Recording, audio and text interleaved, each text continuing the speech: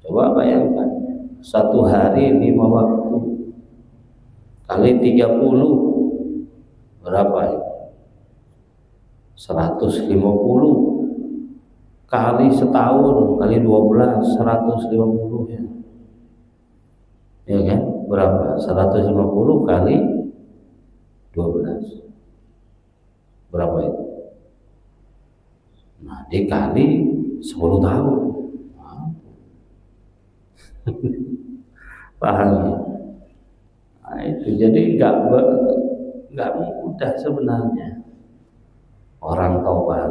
Bukan langsung nangis, ya Allah istighfar terus nangis. Kau dosa apa? Dosa tidak sholat. Ya bukan nangis, itu harus digodok, harus dibayar. Gitu. Apalagi bagi yang sengaja. Kemudian yang ketiga kata Rasulullah, wa khaliqin nasa bi khuluqin hasanin. Bergaullah dengan orang dengan akhlak yang baik. Itu. Jadi kita mau hidup dimanapun, hidup sama siapapun, mau itu kalangan elit, kalangan rendah, kalangan apa, mau tinggal di mana sama siapa, harus menggunakan akhlak yang bagus. Gitu. Kenapa? Karena kalau kita tinggal dimanapun dan membawa akhlak yang baik, maka kita akan selamat. Akhlak itu artinya tidak berbuat keburukan, menghargai orang, tidak berbuat jahat. Gitu. Jangankan berbuat jahat, orang ibadah saja tidak menggunakan etika, tidak akan bagus. Termasuk ulama saja, ya, ulama, dai, pendakwah, tak punya etika, ya tidak akan bisa. Paham? Dai tidak punya etika, tidak akan laku. Begitu, tidak akan ada yang datang. Begitu, kecuali orang-orang yang sama, etikanya sama. Kecuali orang yang etikanya sama pasti datang. Begitu. Kenapa? Karena Rasulullah Shallallahu Alaihi Wasallam mengajarkan tentang etika. Bahkan diutusnya Rasulullah itu untuk menyempurnakan etika. Etikanya orang dakwah bagaimana? Etikanya orang ibadah bagaimana? Etikanya orang bekerja bagaimana? Etikanya menjadi pimpinan bagaimana? Kan gitu. Jadi semua itu harus punya etika. Etikanya orang yang punya perusahaan pada karyawan gimana? Agar supaya karyawan itu betah begawi, agar supaya karyawan itu senang bekerja, agar supaya karyawan itu jujur bekerja. Paham ya? Kadang ketidakjujuran karyawan itu karena yang punya perusahaan juga begitu. Pelit, umpamanya perusahaannya pelit, dan itu bisa mengajarkan orang tidak jujur. Paham ya? Begitu. Jadi semua itu harus punya etika. Begitu. Berhadapan dengan siapapun harus punya etika, harus punya akhlak. Bahkan walaupun kepada orang yang tidak seagama, walaupun dengan orang yang tidak seiman, kalau menggunakan akhlak maka bisa merubah keimanan seseorang. Dengan akhlak bisa merubah keimanan seseorang. Salah satu contoh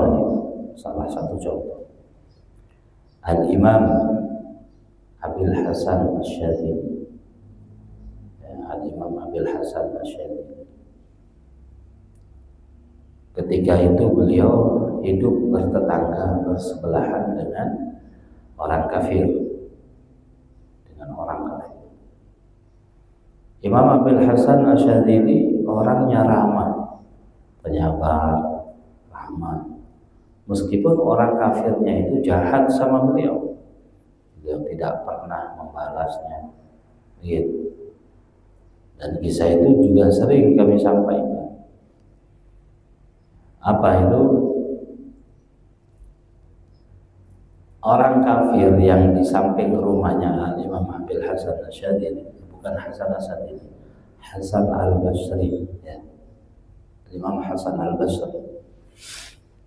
Orang tinggal di samping rumahnya jahat, tidak seagama. Dia ternak kuda. Tiap hari buang kotoran kuda di depan pintunya Imam Hasan Al-Basri.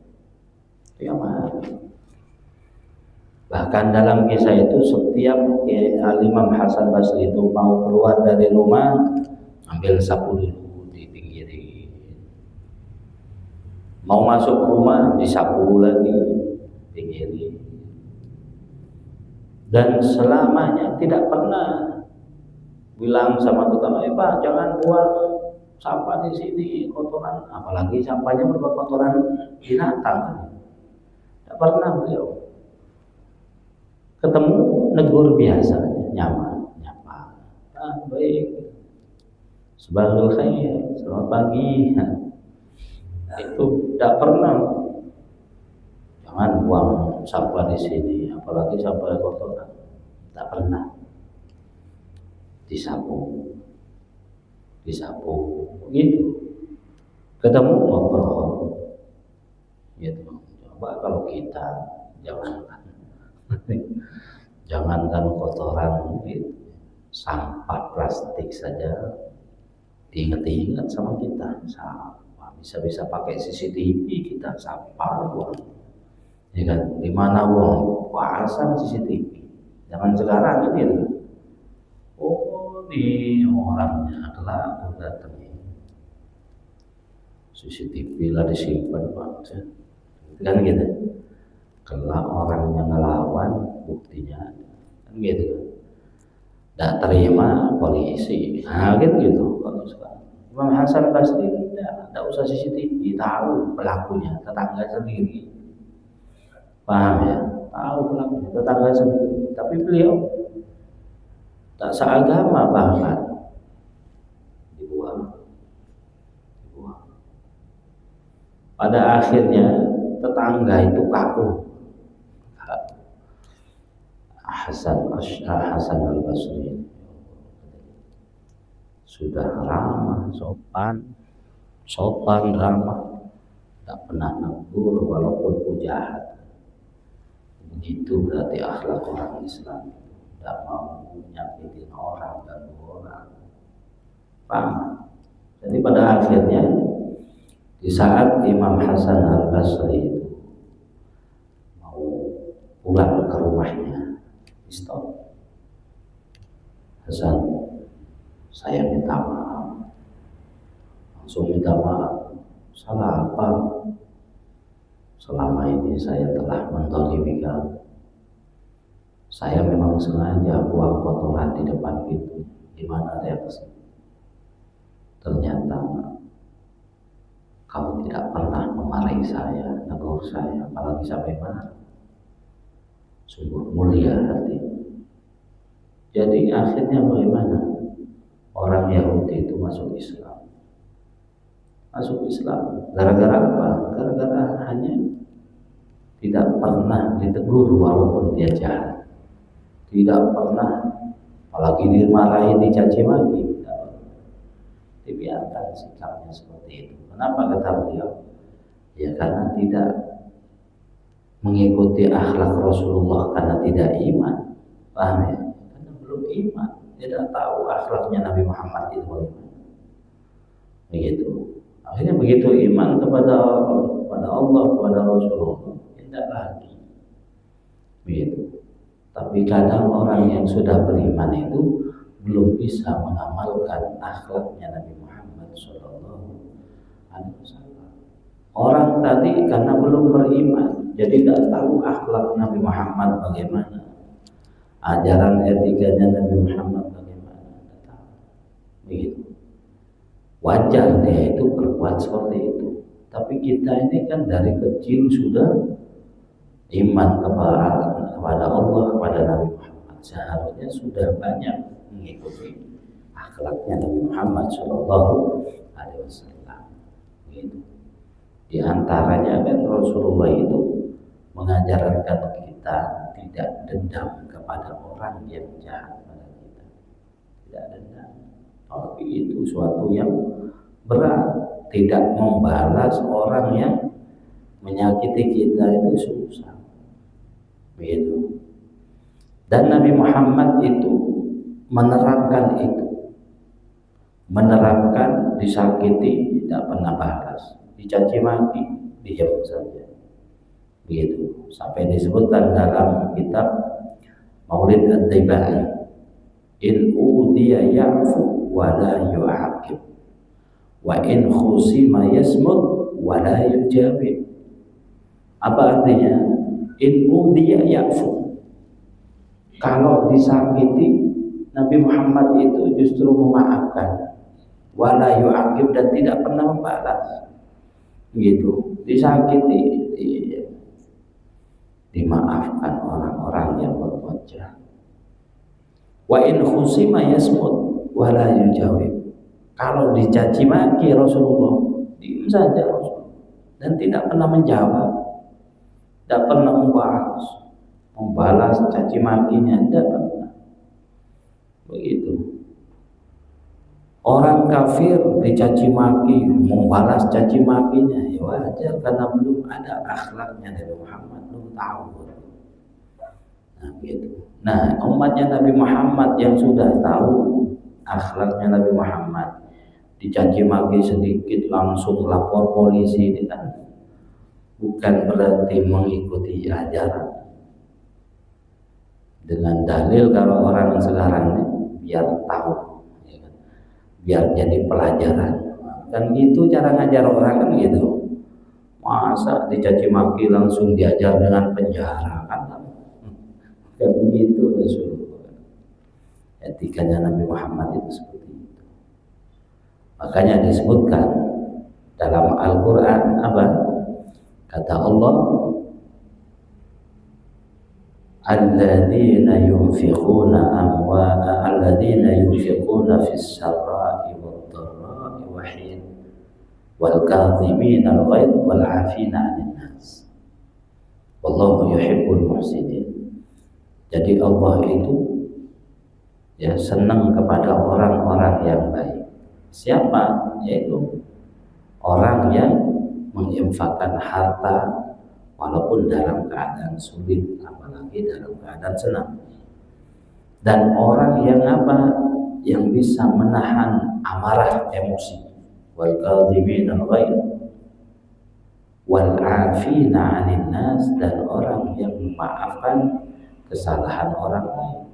Nah, itu akhlak yang diterapkan Nabi Muhammad Shallallahu Alaihi Wasallam. Itu Bapak jemaah rahimahullah, pesan dari Nabi Muhammad Shallallahu Alaihi Wasallam. Jika kita bisa mengamalkannya, insya Allah selamat dimanapun berada. Selanjutnya kita bahas kajian fikih. Sebentar, walaupun sebentar saja. Namun sebelumnya mari kita baca Fatihah untuk orang tua, saudara, dan keluarga yang telah meninggal dunia. Mudah-mudahan diampuni dosanya Allah, diterima amal ibadahnya. Al-Fatihah. A'udzubillahi minasyaitonir rajim. Bismillahirrahmanirrahim. Alhamdulillahirabbil alamin, arrahmanir rahim, maliki yaumiddin. Iyyaka na'budu wa iyyaka nasta'in, ihdinas siratal mustaqim, siratal ladzina an'amta 'alaihim ghairil maghdubi 'alaihim waladdallin. Amin. Bismillahirrahmanirrahim. Seperti minggu lalu kami jelaskan bahwa faedahnya sholat berjamaah. Apa faedahnya sholat berjamaah? Banyak. Hanya di sini menjelaskan 6 saja. Faedahnya sholat berjamaah itu kalau di kitab yang kami Apa itu yang kami bahas setiap pengajian itu? Hanya menyebutkan 6 faedahnya. Fadilah, keutamaan dengan faedah beda. Faedahnya sholat berjamaah itu yang pertama, al-'idku wan najatu minan nar. Bebas dan selamat dari neraka. Orang sholat berjamaah itu bebas dan selamat dari neraka. Belum tentu sholat yang sendirian seperti itu. Sholat sendirian tidak menjanjikan bebas dan selamat dari neraka. Tapi sholat berjamaah menjanjikan bebas selamat dari neraka. Kenapa? Karena pada faidah berikutnya sholat berjamaah yang kedua ya, ini sambungnya. Karena faedah berikutnya sholat berjamaah itu pasti diterima. Paham ya? Sholat berjamaah itu pasti diterima. Maka dari itulah bisa membebaskan dan menyelamatkan dari neraka. Kok bisa begitu ya? Jamaah rahimakumullah.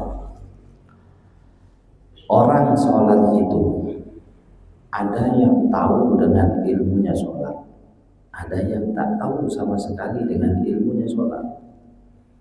Paham ya? Ada yang tahu dan dia berjamaah, ada yang tak tahu, tak mau berjamaah. Paham ya? Ada yang tahu tidak berjamaah, ada yang tidak tahu tidak berjamaah. Itu orang sholat punya ilmunya sholat, tapi sholatnya berjamaah terus. Paham ya? Ada yang punya ilmunya sholat, tapi tidak berjamaah. Itu masih bagus, mending nanti kan punya ilmu meskipun tidak berjamaah. Lagi penting ilmunya ada. Yang kedua, tidak punya ilmunya sholat dan tidak mau berjamaah. Ini parah. Paham ya? Dan keempat, tidak punya ilmu tapi ikut berjamaah. Jadi bagaimana orang yang melaksanakan sholat itu, mau dia tahu atau tidak tahu, dengan berjamaah itu pasti diterima oleh Allah. Begitu. Kenapa? Karena masuk dalam kaidah al-jama'atu rahmatun wal furqatu adab. Berjamaah itu rahmat, berjamaah itu rahmat. Yang tidak bisa ditolong oleh yang bisa, yang tidak diterima ditolong oleh yang diterima. Artinya gitu. Makanya di dalam maqalatul ulama dijelaskan begini. Di dalam sholat berjamaah, seandainya yang lain tidak diterima, hanya satu yang diterima, maka diterima semua. Hanya satu yang diterima, maka diterima semua. Contohnya gini. Contoh, ada orang datang ke rumah gubernur, bawa satu orang yang dikenal oleh gubernur. Nanti ya, yang lain nggak ada yang dikenal, sehingga gubernur itu tidak terima yang lain karena tidak dikenal, takut. Tapi gara-gara satu orang itu ditanya, kau datang ke sini bersama siapa? Itu ikut kami sama mereka itu, ikut kami semua. Oh, itu yang banyak itu ikut. Iya, ya sudah bawa masuk. Karena ada yang kenal tadi, paham ya? Karena ada yang kenal. Jadi orang sholat berjamaah itu seperti itu. Satu diterima, maka yang lain diterima. Begitu. Tapi kalau sendirian tidak diterima, ya udah nggak diterima aja. Nanti sendirian tidak diterima. Begitu. Jadi faedahnya sholat berjamaah itu sholat pasti diterima. Yang ketiga, orang sholat berjamaah itu selamat dari kemunafikan, selamat dari munafik. Makanya dijelaskan dalam hadis yang artinya begini, barang siapa yang melaksanakan sholat berjamaah selama 40 hari maka selamat. Pertama, selamat dari neraka. Kedua, selamat dari kemunafikan. Gitu. Selamat dari munafik itu dari sifat munafik itu selamat. Gitu. Kenapa kok munafik itu sering dibahas? Selamat dari munafik. Orang munafik ini jamaah rahimakumullah susah ditebak. Orang munafik itu susah ditebak. Baik benar apa pura-pura baik kan enggak tahu gitu. Orang munafik. Gitu. Makanya kalau tidak punya sifat munafik tidak bisa berpolitik. Orang itu tidak bisa berpolitik kalau tidak punya sifat munafik. Begitu. Tapi kalau orang itu punya sifat munafik, oh politiknya pintar. Nah, itu tidak akan punya sifat tidak akan pintar politiknya kalau tidak punya sifat munafik. Begitu. Makanya kalau orang yang tidak mau jadi orang politik berarti bukan orang munafik. Banyak yang seperti itu, tidak mau. Begitu. Paham ya? Munafik. Kenapa? Munafik ini nerakanya lebih berat dari orang kafir. Nerakanya lebih berat daripada orang kafir. Innal munafiqina fid darkil asfali minan nar. Sesungguhnya orang munafik itu di kerak-keraknya neraka, paling bawah, langsung terkena apinya, langsung kena apinya, hangusnya. Kalau kita masak di kuali nasi, ngerti ya? Yang atas kan walaupun panas, bagus nasinya, betul kan? Sama-sama panas, dari bawah yang sama-sama panasnya. Tapi yang bagian atas bagus nasinya. Coba yang bawah dimakan enggak? Paham? Nah begitu. Walaupun masuk neraka tapi paling atas, gitu ya. Enggak hangus. Tapi panas tetap. Paham ya? Sudah hangus, panas di bawah. Enggak berupa nasi, tengok bukan beras, bukan nasi kan gitu kan. Nah, begitulah gambaran orang masuk neraka. Begitu. Paling atas nasinya bagus, tengah ya babak belur artinya kan. Nasi itu kan begitu kan. Atas bagus Pak, masam matangnya. Tengah babak belur itu, enggak rupa beras, enggak apa-apa ya kan. Tapi dimakan pun enak. Coba yang di bawah. Dimakan enggak nyaman, ditengok enggak seger kan. Orang munafik yang di bawah itu. Paham ya? Orang munafik. Kemudian yang keempat, maghfiratuz dzunub. Orang sholat berjamaah itu faedahnya bisa ngampunin dosa. Loh, kalau sendirian enggak bisa, enggak bisa. Kok bisa gitu? Karena yang berjamaah pasti diterima. Kalau diterima kan pasti ngampunin dosa. Kalau yang sendiri belum tentu diterima, bahkan banyakan yang ditolak. Gitu. Jadi nggak bisa ngampun. Gimana mau ngampun? Mau dia diterima sama Allah Subhanahu. Gitu. Jadi fadilahnya, faedahnya berjamaah itu banyak. Kemudian yang kelima, orang sholat berjamaah itu tentu pahalanya besar. Seandainya sama-sama diterima, yang tidak berjamaah sholatnya diterima, yang berjamaah diterima. Yang berjamaah lebih besar. 27, yang ini 1, kan gitu kan? Jadi berjamaah benar. Yang terakhir, faedahnya berjamaah itu menghilangkan keraguan di dalam sholat. Keraguan itu nggak ada, Pak. Begitu salah, umpama jadi imam atau jadi makmum sama aja. Sholat jadi imam, keliru rakaat, kata makmumnya subhanallah. Nah, jadi benar, paham ya? Makmumnya juga umpamanya ragu, nah sudah berapa rakaat nih? Tengok imam saja. Kalau imam berdiri, oh berarti kurang, kan gitu kan? Jadi nggak ada keraguan-keraguan. Mau jadi imam, ya, jadi imam salah umpamanya, ditegur oleh makmumnya, subhanallah. Nah, hilang keraguan.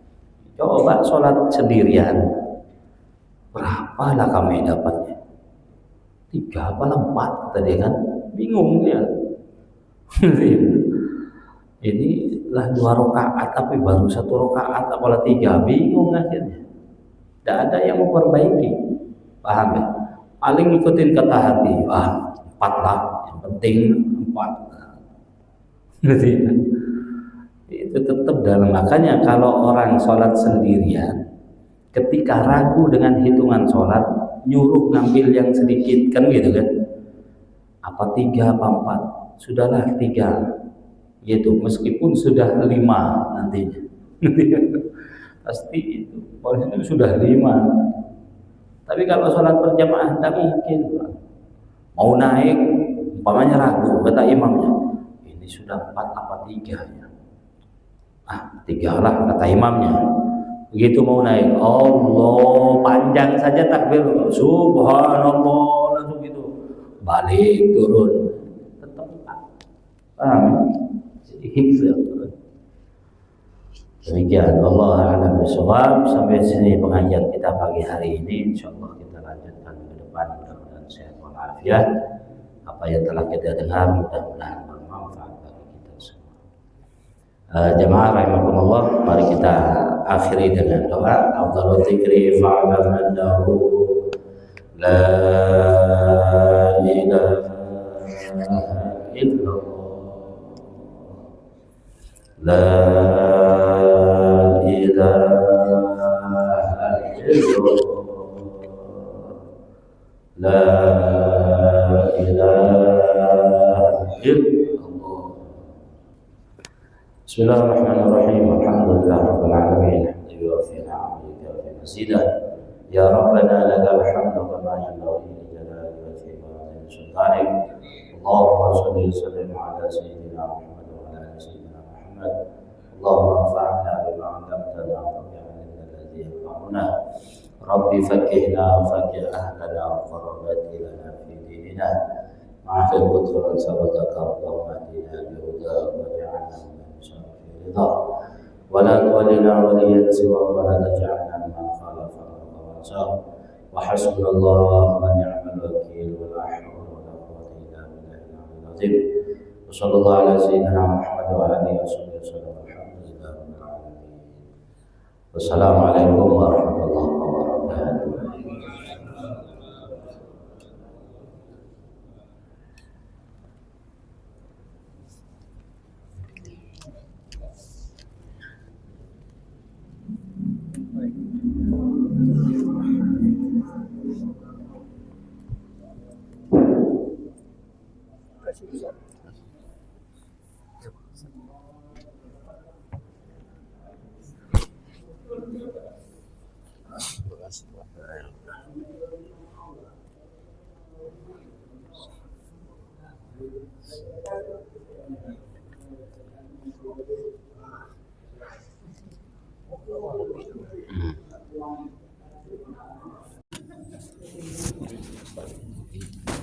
Terima kasih Pak.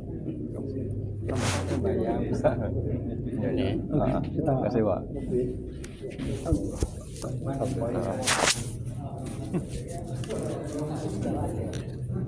Siap Pak.